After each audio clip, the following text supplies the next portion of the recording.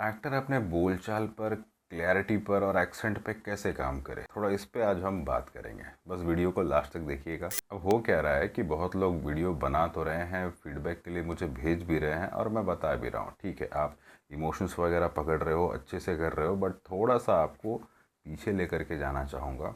उसका रीज़न है, बहुत ही माइन्यूट चीज़ है और बहुत ही इम्पॉर्टेंट चीज़ है जो हम मिस करते जा रहे हैं। मैं चाहूँगा कि इस पे आपका ध्यान ज़रूर जाए। आपको बहुत अजीब लगेगा कि यार हाँ, रियली में ये चीज़ छूट रहा है। तो वीडियो को बस लास्ट तक देखिए। मैं कुछ एक्सरसाइज भी बताऊंगा और कुछ समाधान भी बताऊंगा और क्या क्या हम और कर सकते हैं एक्सरसाइज के अलावा, जिससे कि आप पूरी तरीके से प्रिपेयर रहें। ख़ास करके जब डायलॉग्स वगैरह आप बोल रहे हो तो उसमें क्लैरिटी नहीं है अभी भी।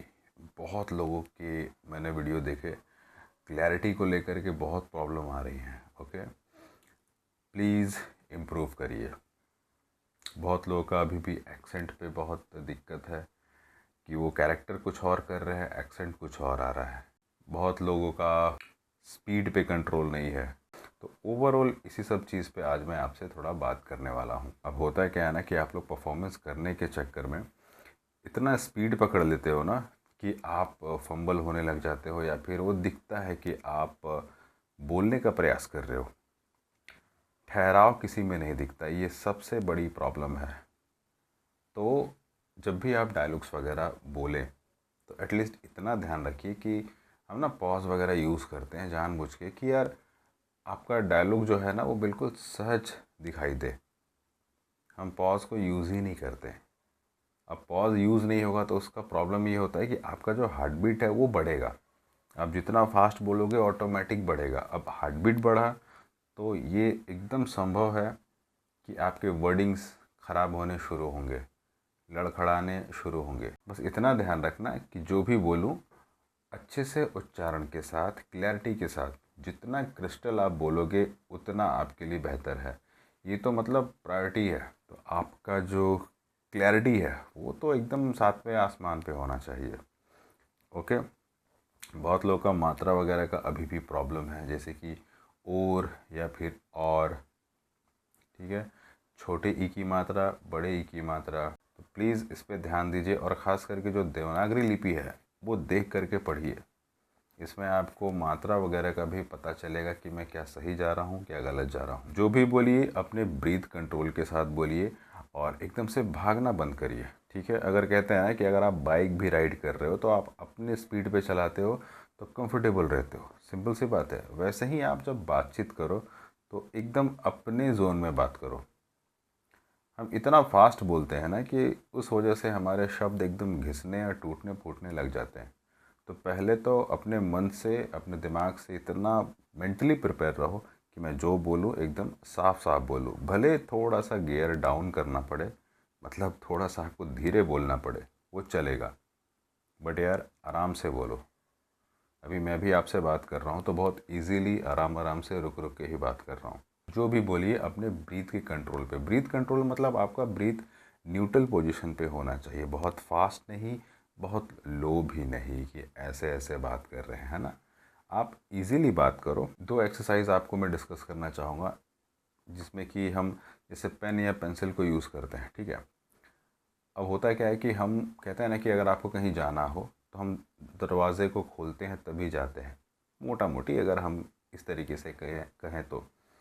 अब आप जब बोल रहे हो तो आपके शब्द में भी वो चीज़ है। जब तक आपका मुंह नहीं खुलेगा, जॉ ठीक से मूव नहीं करेगा, नहीं हो पाएगा। आपके शब्द बहुत लड़खड़ाएंगे। तो उसके लिए एक सिंपल एक्सरसाइज है। जैसे कि ये मेरे पास पेन है, ठीक है, तो आपको सबसे पहले कुछ भी कंटेंट को उठा करके और यूं तरीके से ये रखना है और ये बुक है, इसको लगातार पढ़ते जाना है। ठीक है, कि अगली बार जब भी मैं पढूं तो इस तरीके से पढूं। अब इसमें क्या है कि आपका जो जीभ है ना वो फ्री रहना चाहिए। ओके, सर को झुका के मत पढ़ना ताकि सलाइवा ज़्यादा ना आए। ओके, आपको हेड ऊपर रख करके ही पढ़ना है, बुक सामने रख करके इसी। तो यूँ रख करके और लगातार पढ़ना है। ओके, जितना आप पढ़ते जाओगे यहाँ पे पेन होगा, खिंचाव आएगा, जो कि ज़रूरी है। ओके, तो एटलीस्ट आप इस तरीके से रख करके, नहीं भी तो 10 मिनट, 15 मिनट, आधा घंटा, उसके बाद अपने कैपेसिटी के ऊपर है, आप जितना बढ़ाओगे उतना बेस्ट है। ये करने से आपका ये जॉ एरिया बहुत अच्छे से खुलता है, ठीक है, ताकि मूव अच्छे से हो और शब्द अच्छे से बाहर आए, ठीक है। और दूसरा, जब भी, अब एक्सरसाइज तो आपने कर लिया, लेकिन अब ध्यान क्या रखना है, जब भी आप बात करो तो एटलीस्ट जॉ को पूरा खोलो और अपना लिप एरिया को पूरा अच्छे से यूज़ करो, ठीक है। जैसे मैं जो भी बोलूँ, मतलब कि देखो, लिप का आगे पीछे होना और फ्लेक्सिबिलिटी के साथ मूव करना ये बहुत ज़रूरी है। कितने लोग तो मतलब बोलते हैं तो होंठ ऐसे टाइट रहते हैं, अब वो कैसे बोलेंगे, आप ही बताओ। इसीलिए हम ये भी बोलते हैं कि भाई, अगर आप इस फील्ड में हो और प्रैक्टिस कर रहे हो तो एटलीस्ट थोड़ा गुटखा, पान मसाला, मावा, ये सब से भी दूर रहो, ताकि ये सब जो है ना, ये सब एकदम स्वस्थ रहे। ओके, पर्सनली मैं कभी नहीं करता हूँ ये सब चीज़, इसीलिए मैं वर्ड से बोल रहा हूँ कि आप भी मत करना, अगर मेरे स्टूडेंट हो तो। अदरवाइज़ कोई बात नहीं, जो भी बोलो, जॉ को पूरा यूज़ करो एंड अपने लिप को पूरा यूज़ करो। और उसके अलावा जब आप कोई भी शब्द को बोल रहे हो तो उसमें थ्रो और स्ट्रेच का ध्यान रखो, ठीक है। जैसे कि स्वतंत्रता दिवस की हार्दिक शुभकामनाएं, तो स्वतंत्रता, स्वतंत्रता एकदम थ्रो करो, स्वतंत्रता। तो स्वतंत्रता में जो मूवमेंट आ रहा है वो लो, ठीक है। स्वतंत्रता एक बार में आप नहीं बोल पाओगे, ठीक है। स्वतंत्रता, स्वतंत्रता दिवस, दिवस, इसमें दिवस, दिवस थोड़ा सा अगर स्ट्रेच हो रहा है तो करो, में, है ना। स्वतंत्रता दिवस, की में पूरा स्माइल आ रहा है ना, तो लो, की, स्वतंत्रता दिवस की। हार्दिक, हार्दिक पूरा मुंह खोल करके बंद करो, हार्दिक शुभकामनाएं, शुभकामनाएं, शुभ नहीं होता है, शुभ नहीं है, शुभकामनाएं, है ना। एक एक अक्षर को आने दो। तो पेंसिल एक्सरसाइज करने के बाद भी आपको ये ध्यान रखना है कि जॉ पूरा फ्लेक्सिबल हो, और थ्रो और स्ट्रेच के साथ आपके वर्ड्स में थ्रो आने चाहिए, और जो लिप है वो पूरा मूव होना चाहिए। इसके साथ जब आप बोलोगे, एकदम ध्यान से, कॉन्शियस लेवल पे ध्यान रख करके बात करोगे, 100% गारंटी है कि आप शब्दों पे बहुत अच्छे से पकड़ अपना करना शुरू कर दोगे। जो भी बोलो, कहते हैं ना, शब्दों को चबा चबा करके बोलो कि आइंदा से मैं ये गलती नहीं करूँगा, आइंदा से मैं ये गलती नहीं करूँगा। अब मैं में भी बहुत लोग में लगाते हैं, तो ऐसे ऐसे तो मिस्टेक आप बिल्कुल मत करो। इसीलिए बोला गया है हिंदी को देख करके पढ़ना ज़रूरी है, नहीं तो सारा उल्टा का सुल्टा हो जाएगा। फास्ट बात मत करो, ये सबसे बड़ी प्रॉब्लम है बॉस। अभी तो इतना ज़्यादा दिखा है कि लोगों का मतलब सुनने का तो क्षमता ही ख़त्म हो गया है, बोलने में बिलीव बहुत करते हैं। अगर आप सच में कुछ सीख रहे हो तो मैं आपको पहले बोलता हूँ कि आप उल्टा चलो, बोलो कम, सुनो ज़्यादा, ये बहुत हेल्प करेगा आपको, ठीक है। तो फास्ट मत बोलो, फास्ट बोलने से आपका बीट भी बढ़ता है, और इसके वजह से बहुत चांसेस है शब्दों में टूटना, घिस जाना, या फिर लड़खड़ाना, ये होगा। क्योंकि आप अपने तय स्पीड से अगर एक्स्ट्रा भागोगे तो बहुत चांस है गिरने के। सेम कॉन्सेप्ट यहाँ पे भी काम आता है। आप जो भी बात करो, न्यूट्रल पोजीशन पे बात करो। जो शब्द, अब जैसे कि स्क्रिप्ट पढ़ रहे हो तो स्क्रिप्ट में ये ध्यान रखो कि जो शब्द आपको लड़खड़ा रहे हैं ना, तो उसको जंप मत करो। हम ना शब्द को तोड़ करके आगे चले जाते हैं, ऐसा कभी नहीं करना है अपने। जैसे कि आप सभी को गणतंत्र दिवस की हार्दिक शुभकामनाएं।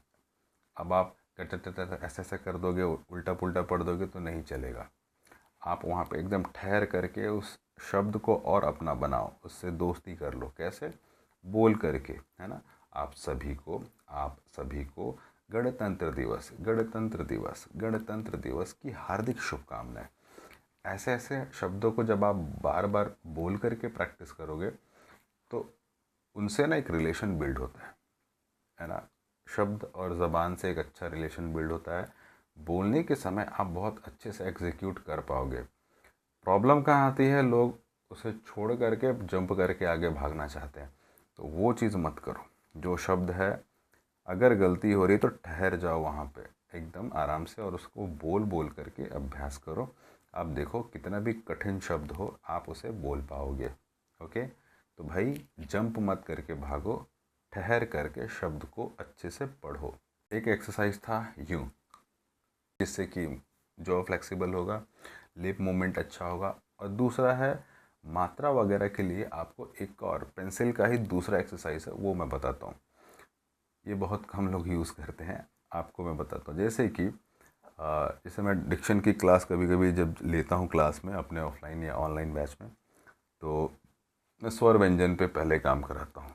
तो व्यंजन अगर मैं पढ़ाता हूँ तो मैं जब बोलता हूँ कि अच्छा क वर्ग बोलो, तो क ख ग घ अंग, ये सिंपल है।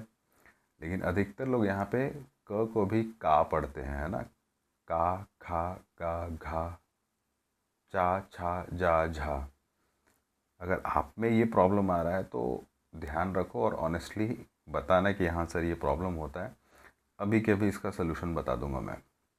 तो ये जो मात्रा का प्रॉब्लम होता है ना, एक्स्ट्रा लग रहा है, अब आप है ना वर्ड्स बोलोगे कि ये कलम है, तो कलम बोल दोगे, लेकिन आपको सिंपल एक वर्ड बोलना है, तो एक वर्ड की जगह आप दो बोलोगे। क का बोलोगे तो का नहीं होता। अगर आप मात्रा लगा रहे हो तो का हो गया।